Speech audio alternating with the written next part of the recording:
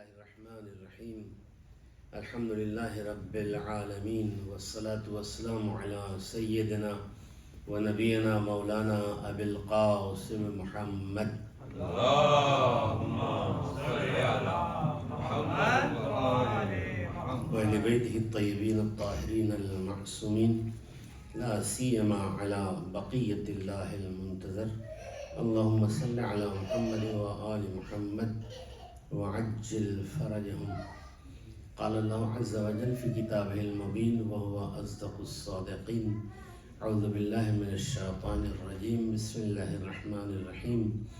إنما يريد الله ليذهب عنكم الرجس أهل البيت ويطهركم تطهيرا. صلوات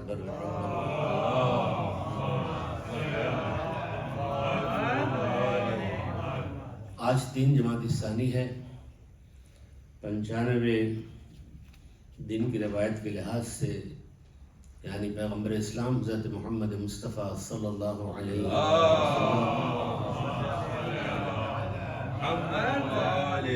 کی وفات کے 95 دن کے بعد سید نساء العالمین حضرت فاطمہ زہرا سلام اللہ علیہا کی شہادت کی تاریخ ہے. تو 3 جمادی ثانی کی مناسبت سے مجلس ہے اور اسی کے ساتھ ساتھ ایک مرحومہ جو اس دنیا سے چند ہفتے پہلے چلی گئی، کاظمی خاندان سے شاہدہ کاظمی مرحومہ، ان کے ایصال ثواب کی بلکہ چہروں کی مجلس ہے.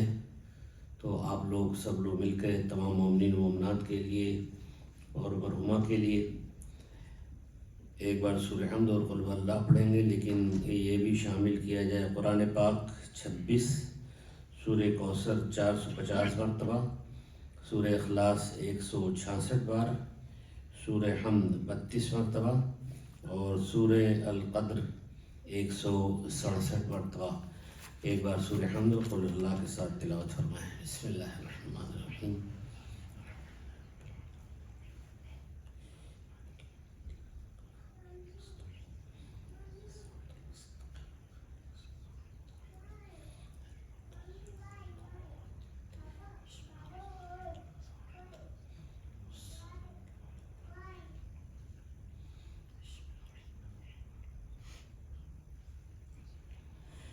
شاہدہ کاظمی دختر سید ولایت علی شاہ. صلوات پڑھ دیجئے. اللهم صل على محمد وآل محمد. نماز مغرب کا لحاظ کرتے ہوئے اور بہرحال کچھ نہ کچھ گفتگو آپ حضرات کی خدمت میں جناب معصومہ عالم بی دو عالم کے بارے میں عرض کرنی ہے. پچھلی مجلس جو اتوار کو ہوئی اس میں وقت کی نزاکت سے جلدی ایک حج کا واقعہ آپ کی خدمت میں عرض کیا تھا، جس میں ایک سید عالم دین اور ان کے ایک بھائی تاجر کا واقعہ تھا، جس میں سے دونوں بھائیوں پہ حج واجب تھا اور نہ کر سکے. ان میں سے تاجر بھائی جا کے حج کر کے واپس آیا اور دوسرا بھائی جو عالم دین تھا وہ حج نہ کر سکے، مجلسوں کو باندھا تھا. میں اس کو دہرا نہیں رہا ہوں، صرف موضوع کی طرف آ رہا ہوں. اور پھر جب انتقال ہو گیا تو سارے مراحل سے گزر جانے کے بعد نماز کا سوال ہوا اور روزے کا ہوا، زکوٰۃ و خمس وغیرہ، اور پھر جب حج کا مرحلہ آیا تو وہاں پکڑ لیے گئے کیونکہ حج نہیں کیا تھا. اور پھر توسل کیا حضرت زہرا سے. یہ میرا موضوع پچھلے ہفتے تھا اور اسی ضمن میں نے عرض کیا کہ کس طرح ان کو شفاعت ملی. جسے دہرانا نہیں، لیکن بہرحال دل تو چاہتا ہے اس میں بہت سے نئے چہرے آج ہیں ان کو بھی پتہ چلے، لیکن اب اس کو دہرانا مناسب نہیں، وقت نہیں ہمارے پاس، دوسری باتیں اور عرض کرنی ہے. تو توسل حضرت زہرا سے بہت سے مسائل حل ہوتے ہیں. انسان توسل کرے اور رابطہ کرے حضرت زہرا سلام اللہ علیہا سے تو آپ کی ساری مشکلات حل ہوتی ہیں. ایک بار آیت اللہ سے شیخ محسن قراتی مشہد مقدس گئے اور زری کے پاس پہنچ کر کے سوچا کہ امام رضا علیہ السلام کی توجہ ہم اپنی طرف کیسے کھینچیں کہ وہ ہماری طرف متوجہ ہو جائیں اور جو میں بات کرنا چاہتا ہوں میں بات کر سکوں۔ خود ان کا بیان ہے کہ میں نے بہت سوچا کہ کیا کروں، زیارت بھی پڑھ لی ہے، یہ بھی ہو سکتا ہے متوجہ ہم سے نہ ہو، ہماری بات نہ سنیں۔ حالانکہ ایسا نہیں ہے، وہ کریم امام ہے، یہ نسل ہی ہے کریم ابن کریم ابن کریم، ایسا کوئی مسئلہ ہی نہیں ہے کہ نہ سنیں، ایسی بات نہیں ہے۔ لیکن ان کا ایک عشق اور توسل کا سلسلہ بس ان کو یاد آ گیا اسی وقت پہ کہ سارے امام ہمارے 11 جو ہیں اپنی ماں اور اپنی جدہ کو بہت چاہتے ہیں۔ واقعیت ہے کہ سارے ائمہ مادر گرامی کو اور اپنی جدہ کو بہت چاہتے ہیں، اور اسی لیے یہ حدیث میں پڑھ بھی چکا ہوں، انجمن میں بھی، یہاں بھی، اور پڑھتا بھی رہتا ہوں، ہمیشہ پڑھوں گا کہ امام زمان سے بھی ہے، اور 11ویں امام عسکری السلام فرماتے ہیں نحن حجت اللہ علی الخلق، ہم سب کے سب ائمہ مخلوقات پر حجت ہے، ولنا ابنۃ رسول اللہ حجہ، اور ہم اماموں کے لیے ہماری ماں بنت رسول حجت ہے۔ اب آپ سوچئے کہ کتنا درجہ بڑا ہے جناب فاطمہ زہرا سلام اللہ علیہا کا۔ تو یہ ہے کہ توسل کیجئے۔ تو جناب کراتی کا واقعہ میں جو عرض کر رہا تھا بس اس مرحلے پر کہ وہ بیٹھے بیٹھے ان کو خیال آ گیا کہ ائمہ جو ہے اپنی ماں سے توسل کرتے ہیں، اپنی ماں کو چاہتے ہیں، تو میں پھر اسی طرح امام رضا علیہ السلام کو اپنی طرف توجہ کروں۔ اور پھر کہا یا فاطمہ یا فاطمہ یا فاطمہ، 100 مرتبہ یا فاطمہ کہا۔ ہم نے کہا کہ اب اپنی ماں کے واسطے کے ذریعے سے تو آپ میری طرف متوجہ ہو گئے، اور واقعی جو بھی انہوں نے پھر مانگا ہو پورا ہوا جو کچھ ہوا۔ تو ظاہر ہے کہ یہ عقیدہ ہم سب کو، صرف سادات کو نہیں بلکہ غیر سادات کے لیے بھی وہ ماں کی حیثیت رکھتی ہے، اس میں کوئی شک نہیں۔ اب اس کی ایک تفصیل ہے لیکن بہرحال اس کو بیان نہیں کرنا۔ مقصد یہ کہنے کا ہے کہ جناب فاطمہ زہرا سلام اللہ علیہا کا جو درجہ ہے وہ بہرحال ہم 3 ہفتے سے بیان کر رہے ہیں، اور انشاءاللہ ولادت کی تاریخ جو آنے والی اس میں بھی بیان کیا جائے گا۔ لیکن عام لحاظ سے جناب فاطمہ زہرا سلام اللہ علیہا کو نہ سمجھائے جائے، بلکہ یہ وہ آسمانی ملکوتی خاتون ہیں جن کا وجود مقدس ہی معراج میں سیب کے ذریعے ہوا ہے۔ یہ وہ عظیم الشان خاتون ہے کہ ایک تحفہ دیا گیا سیب کا، اور پیغمبر اسلام سے کہا گیا کہ یہ وجود مقدس حضرت زہرا ہے۔ چنانچہ جس وقت میں آپ جنت کے مشتاق ہوتے تھے اور چاہتے تھے کہ جنت کی خوشبو سونگوں، اور آپ نے فرمایا بھی ہے کہ جب بھی میں چاہتا تھا کہ جنت کی خوشبو سونگوں تو میں فاطمہ زہرا کے بوسے لیا کرتا تھا۔ ایک بات یہ سمجھیے کہ ہر ایک کے لیے کھڑے ہو جانا عام بات ہے، آپ نے ہمیشہ سنا ہوگا، لیکن یہ لفظ جو ہے بڑا اہم ہے کہ استقبلها ويتقبلها۔ اس کی رسول خدا صرف کھڑے ہی نہیں ہوتے تھے بلکہ چند قدم چل کے فاطمہ کے ہاتھوں کا بوسہ لیا کرتے تھے۔ یہ ہے جناب فاطمہ زہرا سلام اللہ علیہا۔ تو اتنی عظیم الشان بیوی، ان کا اتنا بڑا مرتبہ، اور اسی لیے خلیفہ دوم نے کہا کہ علی کی جو 3 فضیلتیں ہیں ان میں سے ایک فضیلت اگر مجھے مل جاتی تو میں ان لوگوں کی طرح فخر کرتا جن کے پاس اونٹ سرخ بالوں والے ہوتے ہیں۔ عربوں میں ایک طریقہ ہے، مشہور ہے، کہ جن کے پاس اونٹ ہو سرخ بالوں والا وہ بڑا مثلاً باحیثیت مانا جاتا ہے، باعظمت مانا جاتا ہے، صاحب دولت مانا جاتا ہے۔ تو خلیفہ دوم اس بات پر کہہ رہے ہیں کہ علی کو وہ 3 فضیلتیں ملی، جو ان میں سے ایک فضیلت مجھے مل جاتی تو میں اس طرح فخر کرتا جیسے جس کے گھر میں سرخ اونٹ والے بال ہوتے ہیں۔ پہلی فضیلت یہ ہے کہ علی کو خیبر میں علم ملا۔ علی کو خیبر میں علم ملا۔ اس کی تفصیل نہیں بیان کر دیا، روزہ خیبر کا واقعہ، لیکن صرف اتنا کہ رسول اللہ نے فرمایا تھا کہ کہ کل میں اس کو علم دوں گا جو مرد ہوگا، بڑھ بڑھ کے حملہ کرنے والا ہوگا، بھاگنے والا نہیں ہوگا، اللہ اور رسول کو دوست رکھتا ہوگا اور اللہ اور رسول اس کو دوست رکھتے ہوں گے۔ نعرہ حیدری اور محمد آل محمد صلوات۔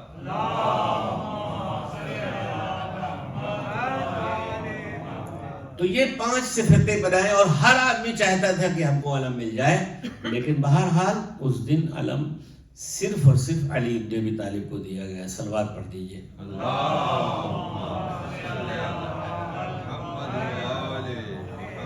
اب سنیے خلیفہ دوم کا، پھر کہتے ہیں کہ دوسری بات علی کی شادی فاطمہ کے ساتھ ہوئی۔ یہ کسر بہت سے لوگوں کے دلوں میں باقی رہی، اس لیے کہ پیغام لے کے گئے تھے نا، اور رسول اسلام نے کہا کہ میں تو حکم خدا کا منتظر ہوں، جو خدا کہے گا وہی ہم کریں گے۔ اور جب مولا کائنات پہنچے تھے سر جھکائے ہوئے بیٹھے، اور پوری تفصیل ہے شادی کی، صرف جلدی جلدی میں چھوڑ رہا ہوں۔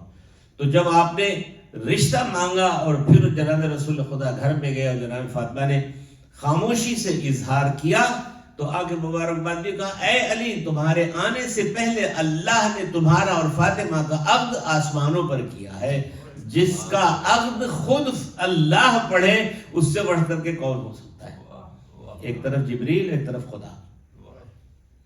تو یہ خلیفہ دوم کہتے ہیں کہ دوسری صفت علی کی یہ ہے کہ فاطمہ کے ساتھ شادی ہوئی، اور تیسری صفت یہ ہے کہ سب کے دروازے مسجد کی طرف بند کر دیے گئے، لیکن فاطمہ اور علی کا دروازہ کھلا رہا۔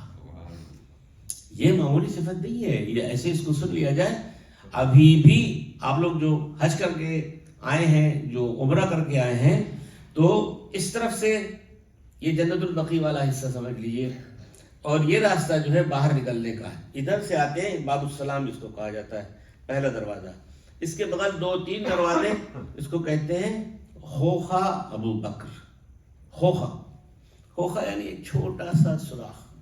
تو جس وقت میں دروازے سب کے بند کر دیے گئے تو انہوں نے کہا تھا کہ یا رسول اللہ ہم کو تھوڑا سا موقع دیں کہ ہم مسجد ذرا دیکھ لیں گے۔ کہا کچھ نہیں، یہ سوراخ بھی نہیں ہے، خوخہ بھی، لیکن بہرحال وہ خوخہ ابھی تک نام ہے اس کا، ایسی کوئی بات نہیں، اس کی کوئی فضیلت نہیں ہے۔ تو رسول اسلام نے سب کے دروازے بند کر دیے سوائے مولا علی اور فاطمہ زہرا سلام اللہ علیہا کے۔ تو پھر کیا ہوا تھا؟ حضرت حمزہ کو چڑھا دیا۔ حضرت حمزہ جو ہے چچا بھی ہے، اور ایک روایت کے مطابق اگر وہ صحیح ہو یا نہ صحیح ہو اس سے ہمیں بحث نہیں، کہ وہ رضائی بھائی بھی تھے، کہ جناب رسول خدا نے کسی ماں سے دودھ پیا تھا، انہی سے انہوں نے بھی، بہرحال واللہ اعلم۔ لیکن وہ بات چھوڑ دی، چچا تو تھے، سب مانتے ہیں۔ تو جناب رسول خدا کے پاس آتے ہو کہتے ہیں کہ بھتیجے آپ نے ہمارا بھی دروازہ بند کر دیا۔ تو پھر جواب کیا ملا؟ کہا چچا جان میں نے جو ہے کوئی بھی کام خود سے نہیں کیا ہے، حکم خدا سے کیا ہے۔ اللہ کا حکم آیا تھا، اس لیے کہ لوگ نجاست کے عالم میں مسجد میں چلے جاتے تھے۔ مسجد کا ایک معیار ہے، تو مسجد میں کوئی آدمی طہارت کے بغیر نہیں جا سکتا ہے۔ اور وہ شعر جو آپ اکثر سنا کرتے ہیں، کچھ لوگ مرے جاتے ہیں اس رنج و محن میں، اس گھر کا جو دروازہ ہے مسجد کے صحن میں۔ تو یہ واقعی یہ گھر جو ہے بڑا ہی بلند ہے۔ اب عظمت کے اعتبار سے 5 چیزیں ایسی ہیں جس میں اہل بیت اور پیغمبر بالکل برابر ہیں، یعنی ذرہ برابر، بال کی نوک کے برابر بھی آپ کہہ سکتے ہیں، اور وہ آیات قرآنی کی روشنی میں۔ طہارت رسول اللہ کی جو ہے وہ طہارت اہل بیت کی، یہ دونوں برابر ہیں۔ طہارت رسول کے لیے حکم آیا ہے، قرآن کی آیت ہے طٰہٰ ما انزلنا علیک القرآن لتشقیٰ، اے طیب و طاہر ہم نے آپ کے اوپر قرآن نازل اس لیے نہیں کیا ہے کہ آپ مشقتوں میں پڑ جائیں، اس لیے کہ راتوں کے بات کرتے تھے پاؤں میں ورم آ جاتا تھا، تو حکم آیا کہ میرے طیب و طاہر آپ اتنا مشقت نہ کریں۔ تو یہ طہارت رسول کا اعلان ہے، اور اہل بیت کی طہارت کا اعلان ہے، انما یرید اللہ لیذھب عنکم الرجس اہل البیت ویطہرکم تطہیرا۔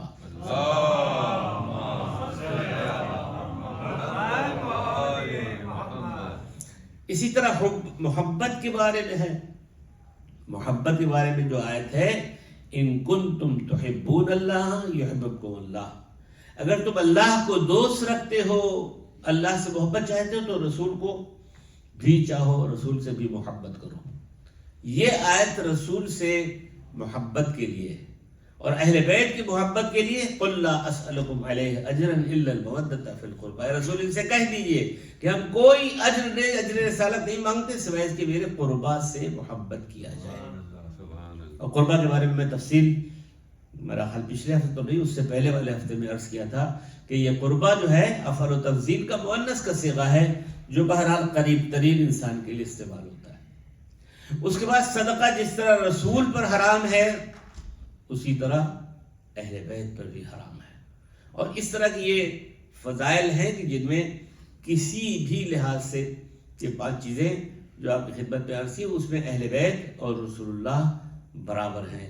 اب آپ غور کیجئے، جو فاطمہ زہرا سلام اللہ علیہا کا درجہ اللہ کے نزدیک ہے، آیت تطہیر کو اپنی یہاں پر رکھیے، مباہلہ کو، قربہ کو، حلحتہ کو، کوثر کو، جتنی آیات ہیں اپنی جگہ پر، لیکن نظم کے اعتبار سے جو مباہلہ میں ترتیب ہے نساءنا کا وہ بڑا اہم ہے۔ اس پر بڑے غور و فکر کی ضرورت ہے کہ جہاں پر ابنانا کا لفظ پہلے استعمال ہوا ہے، نسانا کا بیچ میں ہے اور انفسنا کا بعد میں ہے، کہ آگے آگے رسول اللہ اپنے بیٹوں کو آگے لیے ہوئے ہیں، بیچ میں فاطمہ زہرا ہیں اور آخر میں علی ہیں، یعنی اس طرح حجاب اور پردے کا سلسلہ ہے کہ نبوت اور امامت کے درمیان عصمت کے قدم اٹھ رہے ہیں، اور پھر عصمت کے قدم اٹھے، امامت کے قدم انہیں مٹا دے، کسی غیر کا بھی پیر اس پہ نہ پڑنے پائے۔ صلوات پڑھ دیجئے محمد وآلہ محمد۔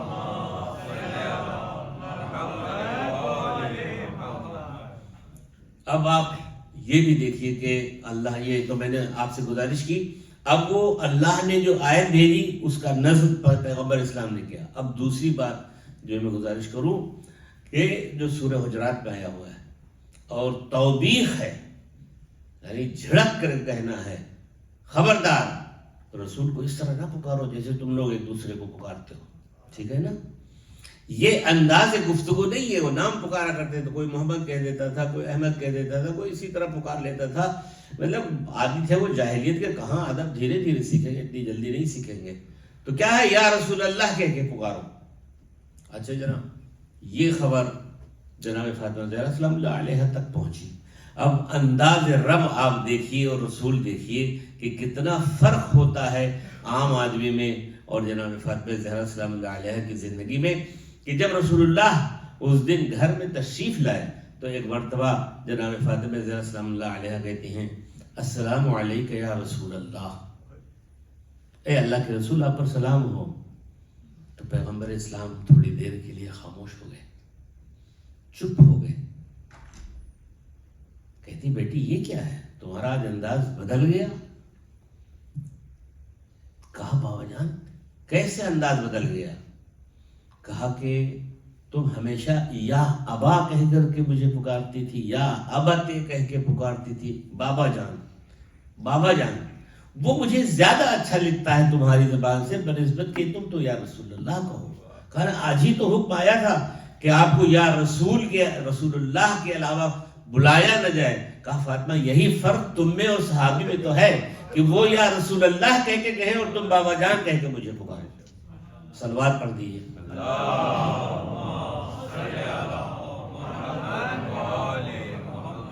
جناب فاطمہ زہرا سلام اللہ علیہ کے جو فضائل اور مناقب ہیں، ظاہر ہے عوام سے اس کا کیا مقابلہ کیا جا سکتا ہے۔ کل میں کسی ایسی جگہ پہ تھا جو بہرحال مجھے افسوس بھی تھا جانے میں کہ وہاں میں کیوں جاؤں، لیکن مجبوراً جانا پڑا۔ ایک سیمینار تھا جس میں آج کل کے مسائل کے سلسلے میں، جوانوں کے بارے میں اور بھی بہت سی چیزوں میں تھا۔ تو یہاں پر ایک مرحوم کی جو ابھی گزشتہ ہفتے انتقال ہوا تو ان کی مجلس تھی، اور 3 جماعت ثانی کی، یہ 2 مناسبتوں سے مجلس تھی، اس لیے جو ہے میرے لیے بڑا مشکل تھا، لیکن پھر بھی میں یہاں سے اجازت لے کے گیا۔ لیکن وہاں جب میں رئیس العلماء کہہ لیجیے یا جو بزرگ لوگ ہیں، تو میں نے کہا کہ بھائی میں ایسی مجلس کو چھوڑ کر کے، وہ شکریہ میرا ادا کر رہے تھے، کہہ رہے تھے نہیں آ پائے اور یہ وہ، تو میں نے پھر ٹھونک دیا وہاں پہ، میں نے کہا 3 جماعت ثانی مادر سادات اور جدہ سادات کی شہادت کی تاریخ کی مجلس میں چھوڑ کے آیا ہوں. دیکھتے رہے. میں نے کہا کم سے کم انہیں بتا تو دیں کہ شہادت حضرت زہرا کی تاریخ ہے نا. اب اس کے اسباب آپ ڈھونڈیے نہ ڈھونڈیے، تو سید ہو کر کے کہا اپنے آپ کو کیا کہتے ہیں جب آپ کو یہی نہیں پتا ہے کہ ہم کس ذریت سے ہیں اور کس ذریت سے ہو کر کے ماں کے ساتھ کیا کیا گیا، آپ کی جدہ کے ساتھ کیا کیا گیا، تو پھر ایسے سید ہونے سے کیا فائدہ ہے. تو باہر بہت سے لوگ شادی ہوتے ہیں لیکن انہیں پتہ ہی نہیں ہوتا. ایک شادی کا اور قصہ آپ سن لیجیے کہ ایک صاحب بیٹھے ہوئے تھے، یہیں کی جوانوں میں سے ایک قصہ سنا بھی چکے ہیں. تو کہیں ایک جگہ پہ دعوت تھے، تو انہوں نے کہا کہ میں بھی سید ہوں. کہا اچھا، تو کس؟ ہم لوگ تو جو ہے کاظمی سادات ہیں، امام موسیٰ کاظم علیہ السلام، کوئی موسوی لکھتا ہے کوئی کاظمی لکھتا ہے، تو آپ کس امام کی نسل سے ہیں؟ کہا حضرت ابو حنیفہ کی اولاد ہے.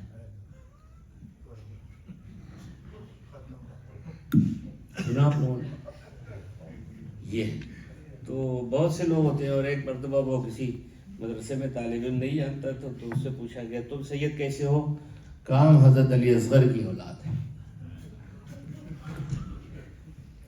یہ صورتحال جو ہے شاہی لوگوں کی ایسی ہوتی ہے. تو بہرحال کہاں سے بات کہاں آ گئی. تو یہ بہت سے لوگ ہیں جو جناب سیدہ کی شہادت ولادت تو خیر چھوڑ دیجیے، بات شہادت تک نہیں جانتے. اس لیے کہ رسول کے مرنے میں 1,20,000 تو تھے نا مسلمان. اب 1,20,000 سب کے سب مدینے میں نہیں تھے.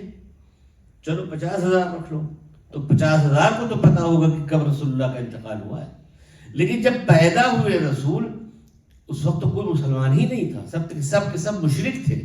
ان کو کیسے پتا چلا کہ رسول اللہ کی ولادت کی تاریخ 12 ربیع الاول ہے؟ مسئلہ ولادت کا کس سے پوچھا جائے؟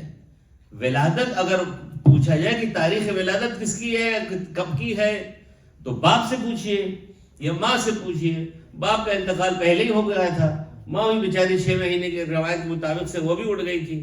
تو اب سوائے اس کے کہ اس سے پوچھا جائے جہاں پہ پرورش ہوئی ہے دادا کے گھر میں یا چچا کے گھر میں، تو اب صحیح تاریخ ولادت رسول کون بتائے گا؟ یا عبد المطلب بتائیں گے یا ابو طالب بتائیں گے. اور اگر آگے بڑھنے والی بات ہے تو پھر ان کی نسل میں جو لوگ ہیں یا جو ان کو مانتے ہیں وہ بتائیں گے کہ صحیح رسول اللہ کی ولادت کی تاریخ ہے. آپ کو وفات رسول کی تاریخ آپ بتاتے اگر صحیح، تو یہ کہا جا سکتا تھا کہ ہاں بھائی 1,20,000 نے اپنے سامنے جنازہ اٹھتے ہوئے دیکھا ہے، یا 50,000 نے یا 20,000 نے. کم سے میں کہتا ہوں 5,000 نے رسول اللہ کی جنازے کو دیکھا ہو تو وہ تاریخ صحیح ہو سکتی ہے. لیکن وہ تاریخ بھی تو صحیح نہیں. کسی سے پوچھ لیجئے بھائی بتائیے کہ رسول اللہ کی وفات کب ہوئی ہے، کوئی بھی عورت کوئی بھی مرد بتانے کے لیے نہیں تیار. اس لیے بتایا نہیں گیا، اور بتایا اس لیے نہیں جاتا کہ بتایا جائے گا تو سارے جو ہے پرانے اوراق پلٹے جائیں گے. بہرحال تو بات میں کر رہا تھا جناب فاطمہ زہرا سلام اللہ علیہا کی زندگی سے اور اللہ کا اہتمام، کہ آپ یہ دیکھیے کہ یہ جو کام کرے آیتیں بن کر کے اترتی ہیں. گھر میں داخل ہو اور پھر چادر اڑھائی جائے آیت نازل ہو جائے، روٹی دی جائے آیت نازل ہو.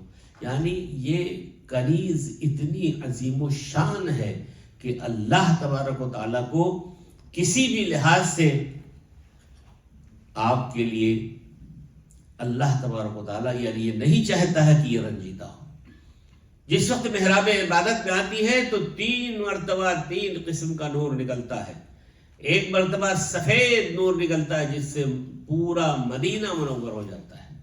ایک بار سبز نور آپ کے چہرے سے نکلتا ہے کہ پورا مدینہ منور ہو جاتا ہے سبز رنگ سے. اور ایک مرتبہ زرد رنگ سے پورا مدینہ منور ہوتا ہے. تو لوگوں نے پوچھا کہ یا رسول اللہ یہ روشنی کیسی ہے؟ تو آپ نے فرمایا کہ بھئی تم لوگ یہاں آتے ہو تو سب ایک دوسرے کی نماز سے آگاہ ہوتے ہو، لیکن کنیز خدا جب محراب عبادت میں آتی ہے تو اللہ تبارک و تعالی فاطمہ کے چہرے سے نور نکالتا ہے تاکہ دنیا سمجھے کہ اب اللہ کی کنیز محراب عبادت میں آ گئی ہے. یہ تینوں بار 3 رنگ کی جو ہے روشنی ہوتی. صلوات پڑھ دیجیے.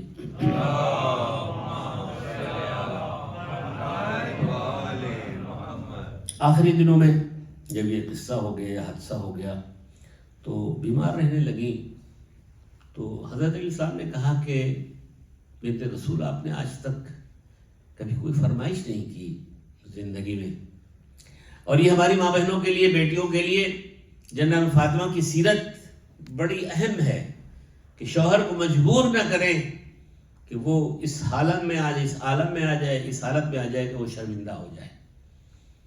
اور جناب سیدہ کہتی ہیں کہ ابو الحسن کسی چیز کی کوئی کمی نہیں، لیکن آج بخار سے تپ رہی ہوں میں، اتنا شدید بخار ہے کہ اگر انار مل جاتا تو شاید کچھ کمی آتی. واقعی آپ لوگوں کا سنا ہوا. لیکن آپ دیکھیں اللہ کا اہتمام، بس صرف اسی بات پر میری گفتگو ہے اور تمام ہو رہی بات کہ اللہ کا اہتمام فاطمہ کے لیے. اور اس وقت میں مولا کائنات بڑے خوش ہو کر کے کہ آج زندگی میں پہلی بار فاطمہ نے فرمائش کی ہے.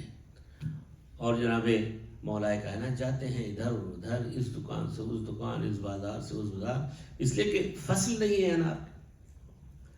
خیر اب آپ واپس ہوتے ہوئے کسی ایک چھوٹی دکان پہ دیکھا انہوں نے کہ انار ہے. وہاں آپ نے انار لے لیا، خریدا اس کو، اور بڑی خوشی کے ساتھ آپ آگے بڑھ رہے گھر کی طرف. اور جب پہنچے تو ایک گلی میں کونے سے آواز کراہنے کی آئی. اب ظاہر امیر المومنین کی جو عادت ہے کہ کبھی بھی کسی غریب کو، فقیر کو، مریض کو کراہنا سن نہیں سکتے. جس وقت امیر المومنین نے وہ آواز سنی، لبیک کہتے ہوئے اور اس غریب کے پاس پہنچے، دیکھا کہ وہ بخار میں پریشان حال ہے. سلام کیا اور اس کے بعد پوچھا کہ بھائی تمہارا کیا حال ہے؟ کہا بخار سے پریشان حال ہوں، کچھ کھانا ہے، کوئی چیز لا کے دوں آپ کو؟ کہتا کہ اگر انار مل جائے. اللہ اکبر. اب آپ مقابلہ دیکھیے اور علی کی قربانی دیکھیے، علی کا ایثار دیکھیے. ایک مرتبہ اس انار کو آدھا کیا اور اپنے ہاتھوں سے کیا وہ خوش نصیب تھا کہ دست علی سے انار کھا رہا ہے، دست علی سے. اور مولا علی اس کو ایک ایک دانہ اس کو کھلا رہے ہیں. اور اب اجازت لے کے اٹھنا چاہتے ہیں کہ وہ فقیر دامن پکڑ لیتا ہے. تو بھائی وہ آدھا حصہ بھی مجھے کھلا دو. اندھا تھا شاید فقیر، وہ آدھا حصہ بھی کسی طرح امام نے کھلا دیا. اب امام علی علیہ السلام جو ہے، اب پیر جو اتنی تیزی کے ساتھ بڑھ رہے تھے اب اٹھ نہیں رہے. کیسے جائیں اور فاطمہ کو کیسے جواب دیں؟ واقعی جو میں نے آپ سے گزارش کی کہ اللہ کا اہتمام فاطمہ زہرا سلام اللہ علیہا کے دے، پوری دنیا قربان جائے جناب فاطمہ کی ذات اقدس پر اور مولا علی کے اوپر. اس واقعے کو سنیے اور توجہ کیجیے کہ کتنا مولا علی اور ان کی زوجہ میں ہم آہنگی اور قربانی اور ایثار. گھر پہنچے، ابھی کچھ کہنا ہی چاہتے تھے تو دیکھا کہ صحن خانہ میں جناب فاطمہ بیٹھی ہوئی ہیں اور آپ کے سامنے سینی میں اور دشت میں مختلف قسم کے میوے لگے ہوئے ہیں، میوے رکھے ہوئے ہیں اور انار بھی ہیں، اور آپ بشاش نظر آ رہی.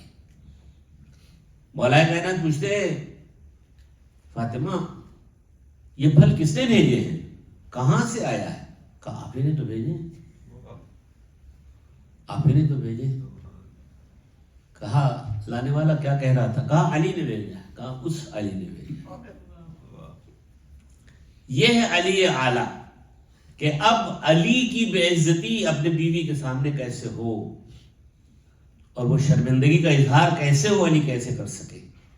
کہ رب نے ایسا اہتمام کیا کہ علی شرمندہ نہ ہو سکے، اور فرشتے نے لا کر کے یہی کہا کہ علی نے بھیجا ہے. ظاہر ہے اللہ کا نام لے لیے. صلوات پڑھ دیجیے محمد و آل محمد.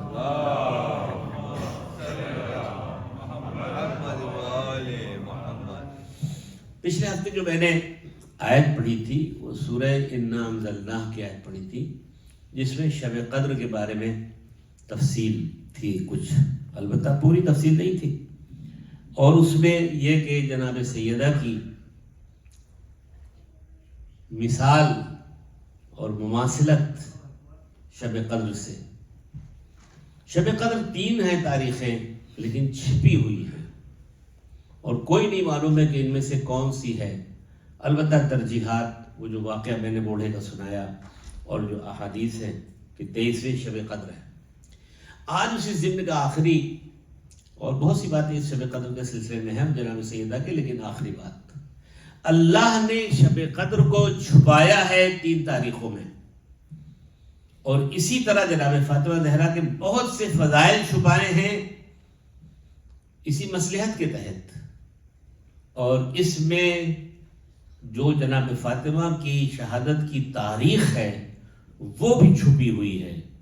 ہو سکتا ہے 95 دن کی روایت ہو سکتا ہے 75 دن کی ہو، 45 دن کی بھی روایت ہے کہ رسول اسلام کی وفات کے بعد 45 دن، تو گویا اس طرح جناب فاطمہ کے شہادت کی تاریخ کو چھپایا گیا۔ اور اس سے بڑھ کر کے قبر فاطمہ، کہ آج تک کسی کو معلوم نہیں ہے کہ وہ قبر کہاں ہے۔ ہم بنت پیغمبر کی لہر ڈھونڈ رہے ہیں، کسی شاعر کا مصرع ہے، مدینے کی گلیوں میں ہم بنت پیغمبر کی لہر ڈھونڈ رہے ہیں۔ موضوع یہ ہے کہ بہت سے لوگوں نے چاہا کسی طرح کے پیغمبر کی بیٹی کی لاش پر نماز پڑھی جائے، اور قبر کھودنا چاہا، اور مولا علی کو اطلاع ملی تو اس وقت میں مولا علی نے سرخ عبا پہنی اور ہاتھ میں ذوالفقار لے کر کے آ گئے۔ یہ عبا اس وقت پہنتے تھے جب آپ کو جنگ کرنی ہوتی تھی، اور آ کر کے آپ نے کہا کہ خبردار اگر کسی نے بھی قبر فاطمہ کے ساتھ بے حرمتی کی کہ خون کی ندی بہہ جائے گی۔ اور پھر وہ 40 قبریں جو آپ نے بنائی تھی اسی لیے بنائی تھی کہ کوئی جان نہ سکے کہ فاطمہ کہاں دفن ہے، راتوں رات دفن کیا ہے اور قبر کو چھپا دیا ہے، کسی کو نہیں معلوم، ائمہ اہل بیت کو معلوم ہے۔ اور چنانچہ میں آیت العظمیٰ رشید رجفی کا قصہ آپ لوگوں کے سامنے عرض کر چکا ہوں کہ ان کے والد نے ایک عمل کیا، جسے چلہ آپ کہہ سکتے ہیں آج کی زبان میں، ایک عمل ایسا کیا کہ جس سے امام زمان سے رابطہ ہو سکے، اور انہوں نے جب رابطہ کیا تو آخری دن میں ان کو کہا علیکم بفاطمہ فی قم المقدسہ، اگر تم چاہتے ہو کہ فاطمہ زہرا کی قبر کی زیارت کرو تو قم میں فاطمہ معصومہ کی قم کی زیارت کرو، جو فاطمہ معصومہ قم میں ہیں ان کی قبر کی جو زیارت کرو گے وہی ثواب جناب فاطمہ زہرا سلام اللہ علیہا کا ہے۔ صلوات پڑھ دیجیے۔ اور جناب فاطمہ معصومہ قم کی زیارت میں یا فاطمہ تشفعی لی فی الجنہ، اے فاطمہ جنت کے لیے قیامت میں ہماری شفاعت کیجیے گا۔ اور ائمہ تحریر کے فرامین ہیں، امام رضا علیہ السلام نے کہا قم میں جس نے میری بہن کی زیارت کی ہے اس نے گویا میری زیارت کی۔ جناب امام جواد فرماتے ہیں جس نے میری پھوپھی کی زیارت کی اس نے تمام ائمہ کی اور ہماری زیارت کی ہے۔ تو دوستو عزیزو، یہ بنت پیغمبر کی جو عظمت تھی جو میں نے آپ کی خدمت میں عرض کیا ہے کہ اللہ نے اہتمام کیا ہے، اور کسی مصلحت کی وجہ سے ان کی قبر کو بھی پوشیدہ رکھا گیا ہے۔ جناب فاطمہ زہرا سلام اللہ علیہا کو کربلا کے مختلف مقامات پر آپ دیکھ سکتے ہیں اور دیکھیں گے، اور کبھی کبھی اسی جملے کو یاد کر کے کہ جس وقت میں مولا کائنات نے غسل دیا اور کفن پہنایا، اور کفن پہنانے کے بعد بچوں سے کہا بچوں آؤ ماں سے مل لو، جناب زینب بھی آتی ہے، جناب کلثوم بھی آتی ہے، امام حسن اور امام حسین آتے، سب آتے ہیں ماں سے ملتے ہیں، لیکن امام حسین کھڑے رہتے ہیں پائیتی پا اور کہتے ہیں مادری گرامی جب تک آپ بلائیں گی نہیں میں نہیں آؤں گا۔ یہ حسین کا جملہ بڑا عجیب و غریب تھا کہ بند کفن ٹوٹے اور دونوں ہاتھ کفن سے نکلے، آ میرے بیٹے مجھے میں تجھے گلے سے لگا لوں۔ جناب فاطمہ نے حسین کو گلے سے لگایا اور یہی فرمایا کہ کربلا میں تمہارے ساتھ ہوں گی۔ واقعات بہت ملتے ہیں لیکن راستے میں کوفے کا ایک واقعہ ملتا ہے کہ نو کے نیزے پر جو سر حسین تھا ایک مرتبہ چلتے چلتے رک جاتا ہے، کوڑا لے کر کے شبر آتا ہے امام سجاد کو اذیت دینے کے لیے، اتنے کوڑے کھا چکے ہیں کہ امام سجاد اپنے باپ سے ہاتھ جوڑ کر کے پوچھے بابا جان آپ کا سر آگے کیوں نہیں بڑھ رہا ہے، کب تک میں کوڑے کھاتا رہوں؟ تو اس وقت میں آواز آتی ہے سجاد دیکھو سیدھے پہ لیٹنے والی بیٹی سکینہ راستے میں رہ چکی ہے، ایک مرتبہ جاتے جاتے جناب زینب ام کلثوم دیکھتی ہیں ایک نقاب پوش معظمہ سکینہ کو اپنی گود میں لیے ہوئے بیٹھی ہوئی ہیں، تشفی و تلاسہ دے رہی ہیں کہ ایک مرتبہ سید سجاد نے کہا ہے معظمہ بڑا احسان ہے آپ کا کہ آپ نے میری بہن کو تشفی و دلاسہ دیا، نقاب پلٹی زین العابدین تمہاری دادی بقی میں نہیں ہے، جہاں جہاں تم لوگ جا رہے ہو ہم تمہارے ساتھ ہیں کہ ہم نے حسین سے وعدہ کیا تھا۔ اور اسی طرح زندان شام میں زین العابدین علیہ السلام سے زندان مانا کی شکایت کرتا ہے کہ اپنی عورتوں سے کہیے کہ رات جب زیادہ ہو جائے تو رویا نہ کرے۔ اس نے کہا کہ بھائی ایسا کوئی نہیں، کوئی ہمارے ہاں روتا نہیں ہے، جب کوئی آواز آئے گی تو بتانا۔ ایک دن کا واقعہ ہے کہ ایک عورت کے رونے کی جب آواز آئی ایسا لگا کہ ویسے اس کا جوان بیٹا مرا ہو۔ امام سجاد کو خبر دی، امام آگے بڑھے، جب دیکھا کہ ایک معظمہ بیٹھی رو رہی ہے، امام نے فرمایا اے معظمہ یہاں کیوں آپ گریہ کرتی ہیں؟ آپ کی گریہ کرنے سے ہماری عورتوں کی بے حرمتی ان کی نظر میں ہوتی ہے، خدا کے واسطے آپ رات گئے رویا نہ کریں، آپ یہاں سے چلی جائیں۔ فوراً نقاب الٹی زین العابدین، ارے میں کیسے نہ رو حسین پر، میرا بیٹا 3 دن کا بھوکا پیاسا شہید کیا گیا، تم لوگوں پر کیا عذاب ہوا، یہ زنجیریں پہنے ہوئے ہو، ہماری بیٹی کے سر سے چادر اتاری گئی۔ اللہ لعنت اللہ علیہ